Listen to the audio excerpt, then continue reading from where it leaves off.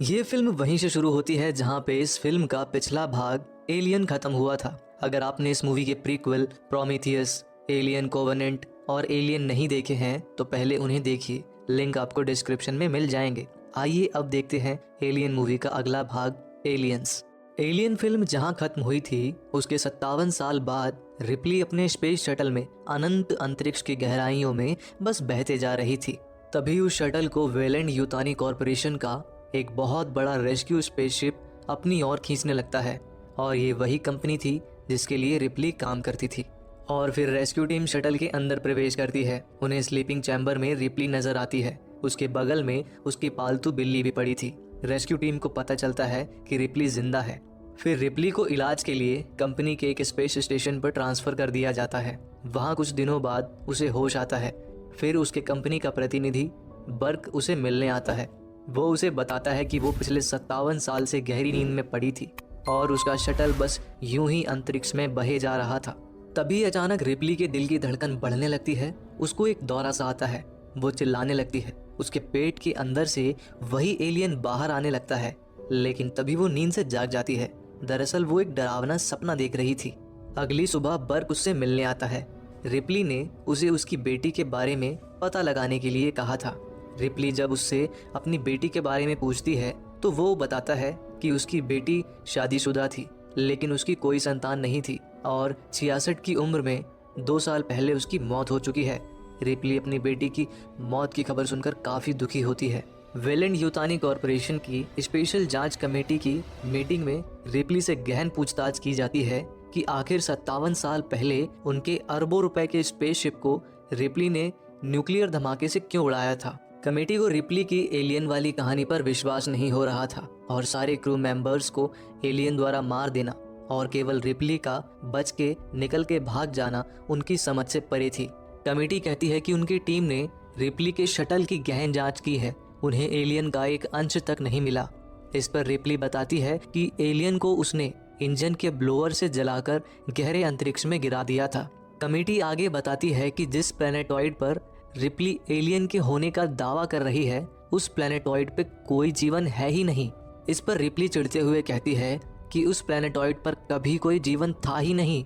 वो तो वहां पर कहीं और से एलियन स्पेसशिप आकर पड़ा हुआ था और उसमें एलियन के हजारों अंडे पाए गए थे, लेकिन कमेटी उसकी बात पे यकीन ही नहीं करती। फाइनली कमेटी रिप्ली पे कार्रवाई करते हुए उसका फ्लाइट ऑफिसर का लाइसेंस अनिश्चित समय के लिए रद्द कर देती है। जाते जाते रिप्ली कमेटी के अध्यक्ष से कहती है कि वो उस प्लेनेटॉइड की अच्छे से खोज क्यों नहीं करते। इस पर अध्यक्ष बताता है कि खोज करने की जरूरत ही नहीं, क्योंकि उस प्लेनेटॉइड पर पिछले 20 साल से 60-70 परिवार रह रहे हैं और आज तक किसी ने भी एलियन के बारे में रिपोर्ट नहीं किया है।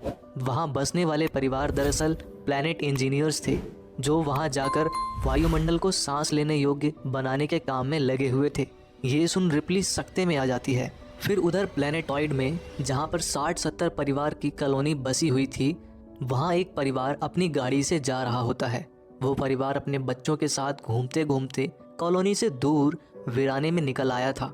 तभी उनकी नज़र एक रिंग नुमा स्ट्रक्चर पर पड़ती है। दरअसल ये एक एलियन स्पेसशिप था, वही एलियन स्पेसशिप जिसका जिक्र रिप्ली कमेटी के सामने कर रही थी। फिर माता पिता अपने बच्चों को गाड़ी में छोड़ के उत्सुकतावश उस एलियन स्पेसशिप के अंदर जाते हैं। बच्चे गाड़ी में अपने माता पिता का इंतजार कर रहे थे। इंतजार करते करते बच्चा गाड़ी में सो गया था। अब माता पिता को काफी देर हो चुकी थी। बच्चे चिंतित होने लगे थे। तभी उनकी गाड़ी का दरवाजा खुलता है और उनकी माँ वायरलेस से कॉलोनी को मैसेज भेजती है कि उन पर भारी विपत्ति आन पड़ी है। तभी बच्ची अपने पिता को गाड़ी के बाहर जमीन पर पड़ा देखती है। उसके पिता के चेहरे से कोई एलियन पैरासाइट चिपक गया था। अपने पिता की हालत देखकर वो डर से चीख पड़ती है। उधर प्लेनेटॉइड से दूर स्पेस स्टेशन पर बर्क लेफ्टिनेंट के साथ रिप्ली से मिलने उसके चैम्बर पहुंचता है। वो रिप्ली को बताता है कि प्लेनेटॉइड की कॉलोनी से उसका संपर्क टूट गया है। वो चाहते थे कि रिप्ली आर्मी के कमांडोज के साथ प्लेनेटॉइड में जाकर देखे कि कहीं एलियन ने हमला तो नहीं कर दिया है। रिप्ली कहती है कि वो कोई कमांडो नहीं है, वो भला वहाँ क्यों जाए। बर्क उसे बताता है कि सिर्फ वो ही एकमात्र इंसान है जिसने एलियन को देखा है और वो उस एलियन से भली भांति परिचित थी। बर्क चाहता था कि रिप्ली एक एक्सपर्ट के ओहदे से इस मिशन पर जाए। वो उसे आश्वासन देता है कि अगर वो जाने के लिए मान जाती है तो कंपनी उसका लाइसेंस फिर से बहाल करते हुए उसे दोबारा काम पर रख लेगी। लेकिन रिप्ली जाने से साफ इनकार कर देती है। देर रात उसे फिर वही डरावना सपना आता है। वो पसीने से तरबतर हो जाग जाती है। ऐसे डरावने सपने उसे अक्सर ही आते रहते थे। अब उसे समझ में आ चुका था कि अगर उसे अपने डरावने सपनों के भंवर से बाहर निकलना है तो उसका सिर्फ एक ही रास्ता है, उस प्लैनेटॉइड पर जाकर एलियन की पूरी प्रजाति को ही अपने हाथों से ख़त्म करना। तभी वो उनके डर से निजात पा सकती है। फाइनली रिप्ली बर्क को मिशन के लिए हाँ कह देती है, लेकिन उसकी एक शर्त होती है कि एलियन को वहीं प्लैनेटॉइड में ही ख़त्म कर दिया जाएगा। किसी भी सूरत में उस एलियन को कंपनी शोध करने के लिए पृथ्वी पर नहीं लाएगी। बर्क उसकी ये शर्त मान जाता है। फिर रिप्ली, बर्क और कमांडोज के साथ एक बड़े से मिलिट्री स्पेसशिप में प्लैनेटॉइड की तरफ कूच करते हैं। टीम में एक बिशप नाम का रोबोट भी था जो बिल्कुल इंसानों जैसा ही दिखता था। रिप्ली बिशप को देखते ही उससे बुरी तरह से चिढ़ जाती है, क्योंकि उससे 57 साल पहले अपने मिशन का रोबोट ऐश याद आ गया था, जिसके कारण ही उन पर एलियन की भारी विपत्ति आई थी। इसलिए इस बार वो किसी भी रोबोट पे भरोसा नहीं करना चाहती थी। बिशप रिप्ली को यकीन दिलाता है कि वो नए जनरेशन का रोबोट है और उसमें एक ऐसी तकनीक का इस्तेमाल किया गया है जिसके कारण वो किसी भी हाल में इंसान को चोट नहीं पहुंचा सकता और ना ही इंसान को खतरे में देख सकता है। लेकिन रिप्ली पे बिशप की इन बातों का कोई असर नहीं होता है। वो बिशप को सख्त चेतावनी देती है कि वो उससे दूर ही रहे। फिर वे लोग मिलिट्री स्पेसशिप के अंदर अपनी तैयारी शुरू कर देते हैं। प्लैनेटॉइड में उतरने के लिए वे लोग जिस विमान का इस्तेमाल करने वाले थे उसे वे लोग मिसाइल से लैस कर देते हैं। सारे हथियारों में गोलियां भरने लगते हैं। रिप्ली भी उनकी तैयारी में हाथ बटाना चाहती थी। वो लोडर चलाना जानती थी, इसलिए वो लोडर की मदद से बारूद असला लोड करने लगती है। सारे कमांडोज, उनका सर्जेंट, लेफ्टिनेंट, बर्क, रिप्ली और बिशप मिलिट्री स्पेसशिप से ही एक टैंक में सवार होकर विमान में प्रवेश करते हैं और वो विमान टैंक को लेकर उस प्लैनेटॉइड की ओर उड़ान भरता है। उन्होंने अपनी मिलिट्री स्पेसशिप को वहीं अंतरिक्ष में उस प्लैनेटॉइड के समीप छोड़ दिया था। कॉलोनी के ऊपर पहुंचकर उनका विमान कॉलोनी का एक चक्कर लगाता है। कॉलोनी में लाइट थी, लेकिन कोई भी इंसान नजर नहीं आ रहा था। फिर विमान उनके टैंक को कॉलोनी में उतारकर तुरंत ही सुरक्षित स्थान के लिए उड़ान भर लेता है। कॉलोनी के एक हिस्से में जाकर टैंक रुक जाता है। सर्जेंट सारे कमांडोज को लेकर टैंक से बाहर उतर जाता है। अब टैंक में लेफ्टिनेंट, बर्क, बिशप और रिप्ली कमांडोज को उनकी यूनिफॉर्म में लगे कैमरे से मॉनिटर कर रहे थे। बिल्कुल सधे और नपे कदमों से कमांडोज कॉलोनी के अंदर प्रवेश करते हैं। अंदर जाने पे उनको सिवाय वीराने के कुछ भी नहीं मिलता। एक भी इंसान का नामो निशान तक ना था। फिर लेफ्टिनेंट, बर्क, रिप्ली और बिशप भी कॉलोनी में प्रवेश कर जाते हैं। वे लोग एक लैब के अंदर दाखिल होते हैं जहां पर कई एलियन पैरासाइट्स के मृत शरीरों को केमिकल में डुबोकर रखा हुआ था। बिशप वहां रखी रिपोर्ट पढ़कर बताता है कि ये पैरासाइट्स कॉलोनी के साइंटिस्ट ने इन्फेक्टेड लोगों से अलग किए हैं। उन स्पेसिमेंस में से 2 एलियन पैरासाइट्स जिंदा थे। अचानक उनका मोशन ट्रैकर किसी पैरासाइट को पकड़ने लगता है। तभी अचानक वो चीज तेजी से उनके सामने से गुजरती है। वे उस पर फायर करते हैं, लेकिन वो भाग निकलती है। वो झुककर ध्यान से देखते हैं तो वो लोग दंग रह जाते हैं। दरअसल वो कोई पैरासाइट नहीं बल्कि एक छोटी बच्ची थी। बच्ची गहरे सदमे में थी। बच्ची बताती है कि उसके माँ बाप और भाई मर चुके हैं। दरअसल ये वही बच्ची थी जिसके माँ बाप को एलियन स्पेसशिप दिखा था और फिर पैरासाइट उनके पिता के चेहरे से चिपक गया था। उधर हडसन ट्रांसमीटर द्वारा कॉलोनी में एलियंस के अड्डे का पता लगा लेता है। फिर वे लोग एलियंस पे हमला करने निकल पड़ते हैं। एलियंस के क्षेत्र में पहुंचते ही कमांडोज मोर्चा संभाल लेते हैं। रिप्ली, बच्ची और अन्य लोगों के साथ टैंक के अंदर से ही सब कुछ मॉनिटर कर रही थी। एलियन ने अंदर ही अंदर अपना विशाल घोंसला बना रखा था, लेकिन घोंसले में किसी भी एलियन जीव का कोई नामो निशान नहीं था। तभी रिप्ली कॉलोनी का नक्शा देखकर लेफ्टिनेंट से कहती है कि इस समय जहां कमांडोज हैं ठीक उसके ऊपर न्यूक्लियर रिएक्टर का कूलिंग सिस्टम है और अगर वो तबाह हो गया तो फिर एक तीव्र न्यूक्लियर धमाका होने से कोई नहीं बचा सकता। लेफ्टिनेंट रिप्ली का इशारा समझ जाता है और तुरंत सर्जेंट को आदेश देता है कि वहाँ पर किसी भी तरह की गोलीबारी ना की जाए, सिर्फ फ्लेम थ्रोअर का इस्तेमाल किया जाए। वे लोग धीरे धीरे आगे बढ़ रहे थे। फिर उन्हें एक जगह दीवार और छत पर लोगों की लाश फंसी हुई दिखाई देती है। फिर थोड़ा आगे चलने पर उन्हें एक लड़की की लाश दीवार में चिपकी नजर आती है। लेडी कमांडो उस मरी हुई लड़की का सर उठा के उसका चेहरा देखती है, तभी वो लाश आंख खोल देती है।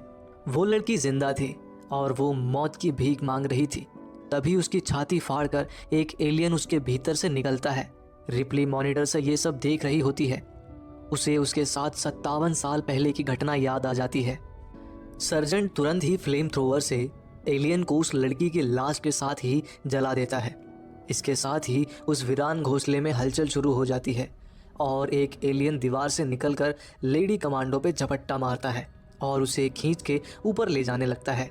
घबराहट में उस लेडी कमांडो से गलती से फ्लेम थ्रोवर चल जाती है, जिसके लपेटे में आकर एक कमांडो जलते हुए ऊंचाई से नीचे गिर जाता है। और भी एलियंस बाहर आ रहे थे और एक एक कर कमांडोज को अपना शिकार बना रहे थे। ये सब देख दूसरी लेडी कमांडो बौखलाहट में अंधाधुंध गोलियां चलाने लगती है। गोलियों की आवाज़ से सर्जेंट का ध्यान भटक जाता है। तभी एक एलियन सर्जेंट पे हमला कर उसे भी जान से मार देता है। रिप्ली की लेफ्टिनेंट से तीखी बहस हो जाती है, क्योंकि रिप्ली के बार बार कहने के बावजूद वो कमांडोज को वहाँ से निकलने के निर्देश नहीं दे रहा था। उधर कॉलोनी के अंदर एलियन और कमांडोज के बीच भारी युद्ध चल रहा था। लेफ्टिनेंट अपने कमांडोज की हालत देख बुरी तरह से घबरा गया था।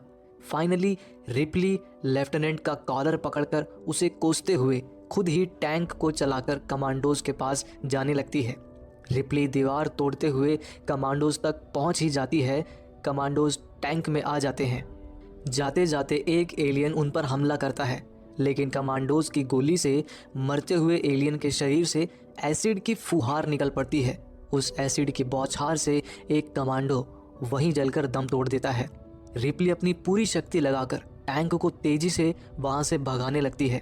तभी एक एलियन टैंक का आगे का शीशा तोड़कर रिप्ली पर प्रहार करने की कोशिश करता है। रिप्ली अचानक से पूरी ताकत से ब्रेक लगा देती है। ब्रेक लगते ही एलियन टैंक से छिटक कर दूर जाकर गिरता है।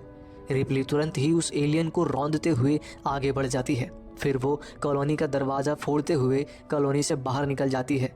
वो अभी भी अंधाधुंध तरीके से टैंक चलाते जा रही थी। तभी हिक्स रिप्ली को शांत होने के लिए कहता है। टैंक का एक्सल भी टूट चुका था। रिप्ली टैंक को रोक देती है। लेफ्टिनेंट बेहोश हो चुका था। रिप्ली कहती है कि उनके पास केवल एक ही रास्ता रह गया है, इस पूरी कॉलोनी को न्यूक्लियर धमाके से उड़ा दिया जाए। लेकिन बर्क रिप्ली को इसके लिए मना करता है, क्योंकि वो कंपनी का प्रतिनिधि था। वो कहता है कि इससे कंपनी को अरबों रुपए का नुकसान हो जाएगा। बर्क ये भी कहता है कि ये एलियन की खोज अपने आप में एक अभूतपूर्व उपलब्धि है और उन्हें उसे नष्ट करने का कोई अधिकार नहीं है।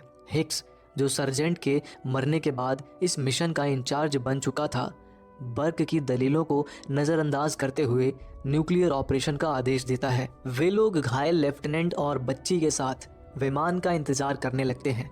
विमान को उन्हें ढूंढने में आसानी हो, इसके लिए वे लोग फ्लेयर लाइट्स जला देते हैं। विमान उन्हें लेने के लिए उड़ान भर चुका था। अचानक विमान के अंदर कॉकपिट का दरवाज़ा खुलता है।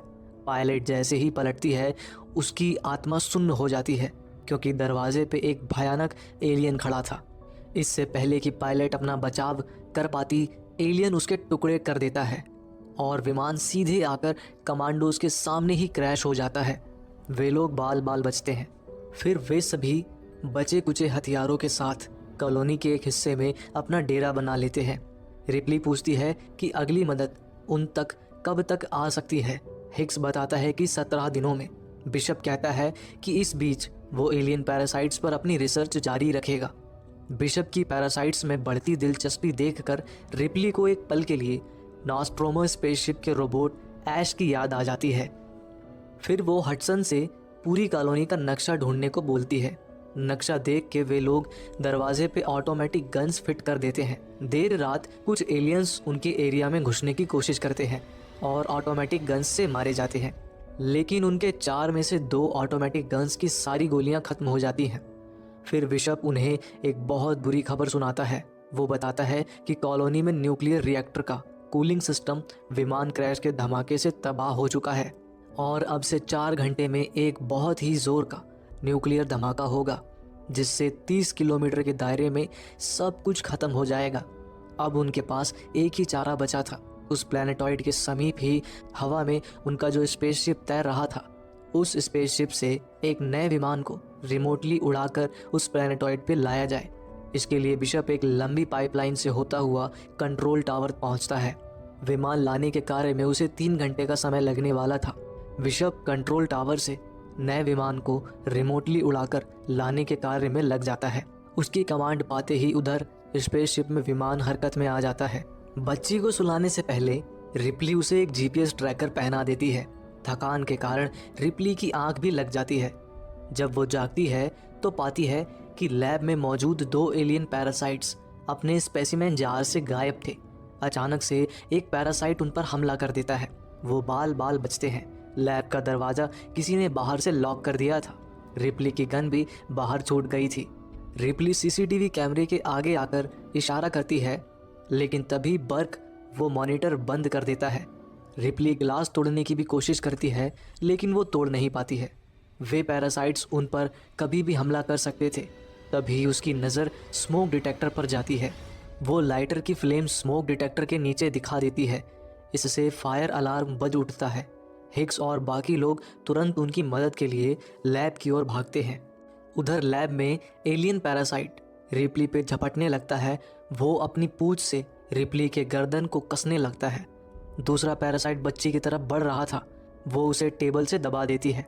तभी हिग्स ग्लास तोड़ के अंदर आ जाता है।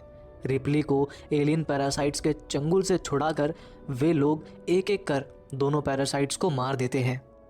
थोड़ी देर बाद जब रिप्ली नॉर्मल हो जाती है, वो बताती है कि बर्क ने ही आकर लैब में दोनों एलियन पैरासाइट्स को आज़ाद कर दिया था, जिससे कि एलियन पैरासाइट रिप्ली और बच्ची के अंदर अंडे दे पाता और फिर वो उनके ज़रिए एलियन पैरासाइट के अंडों को अपने साथ वापस कंपनी में ले जा पाता। यही बर्क का असली मिशन था।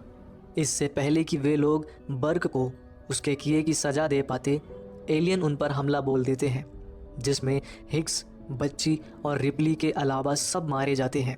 भागते हुए बच्ची एक अंडरग्राउंड वाटर सिस्टम में गिर जाती है। रिप्ली और हिग्स उसे बचाने के लिए जाली को काट ही रहे होते हैं कि तभी एलियन आकर उस बच्ची को अपने साथ ले जाता है। तभी बिशप दूसरा विमान लेकर वहां आ जाता है। न्यूक्लियर विस्फोट होने में मात्र 19 मिनट रह गए थे। रिप्ली विमान में घायल हिग्स को छोड़कर वहां से हथियार लेकर अकेले बच्ची को वापस लेने चली जाती है। बच्ची ने पहने जीपीएस ट्रैकर की मदद से रिप्ली अभी भी उसकी लोकेशन देख पा रही थी। बहुत मशक्क़त के बाद आखिर रिप्ली बच्ची को ढूंढ ही लेती है। वो एलियन के घोंसले में जिंदा दबी हुई थी। रिप्ली उसे आज़ाद कर वहाँ से भाग जाती है। भागते हुए वो अचानक खुद को एक ऐसे कमरे में पाती है जहाँ चारों तरफ एलियन के अंडे ही अंडे पड़े हुए थे। वो अंडे एक चिपचिपे पाइप द्वारा निकल रहे थे। रिप्ली जब उस पाइप के अंत तक नज़र दौड़ाती है तो वो कुछ ऐसा देखती है जिससे उसकी रूह कांप उठती है। एक बहुत बड़ी एलियन क्वीन पूरी तन्मयता से अंडे जन रही थी और रिप्ली ठीक उस एलियन क्वीन के सामने खड़ी थी। रिप्ली बिना समय गवाए सारे अंडों को जला देती है और वहां से भाग जाती है। ये देख एलियन क्वीन भयंकर गुस्से में खुद को अंडा दानी से फाड़ते हुए अलग कर वहां से भागती है और बिशप उन्हें विमान में लेकर प्लैनेटॉइड से जैसे ही उड़ता है, प्लैनेटॉइड में एक न्यूक्लियर धमाका होता है। वे लोग बाल बाल बचते हैं। फाइनली उनका विमान स्पेसशिप में लैंड करता है। बिशप रिप्ली से बात कर ही रहा होता है कि तभी वही एलियन क्वीन आकर अचानक से बिशप को 2 टुकड़ों में फाड़ देती है। दरअसल वो एलियन क्वीन विमान के नीचे के कंपार्टमेंट में छुपकर वहां आ गई थी। बच्ची फ्लोर के नीचे बनी टनल में छुप गई थी। वो बच्ची को पकड़ने वाली ही थी कि तभी रिप्ली लोडर में सवार होकर वहां आ जाती है। अब वो ताकत में एलियन क्वीन को टक्कर दे सकती थी। फिर वो एलियन क्वीन को लोडर की मदद से पकड़कर स्पेसशिप के एयरलॉक दरवाजे से बाहर फेंकने की कोशिश करती है। एलियन क्वीन भी जाते जाते लोडर को खींच लेती है। फिर रिप्ली लोडर से निकलकर ऊपर की ओर भाग रही होती है। तभी एलियन क्वीन उसका पैर पकड़ लेती है। रिपली एयरलॉक खोल देती है। अचानक एयरलॉक खुलने से बिशप का आधा शरीर और बच्ची भी दरवाजे की ओर खींचने लगती है। बिशप मेटल ग्रिड पकड़कर खुद को रोकता है। फाइनली एलियन क्वीन की पकड़ छूट जाती है और वो अंतरिक्ष में गिर जाती है। बच्ची तेजी से दरवाजे की ओर खींचती जा रही थी। वो भी अंतरिक्ष में गिरने ही वाली थी कि तभी बिशप एक हाथ से उसे थाम लेता है। रिपली ऊपर आकर एयरलॉक बंद कर देती है।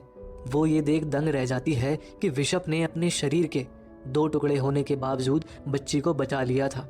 फिर रिपली बिशप, हिक्स और बच्ची को स्लीपिंग चैम्बर में सुलाकर खुद भी अपने स्लीपिंग चैम्बर में जाकर सो जाती है।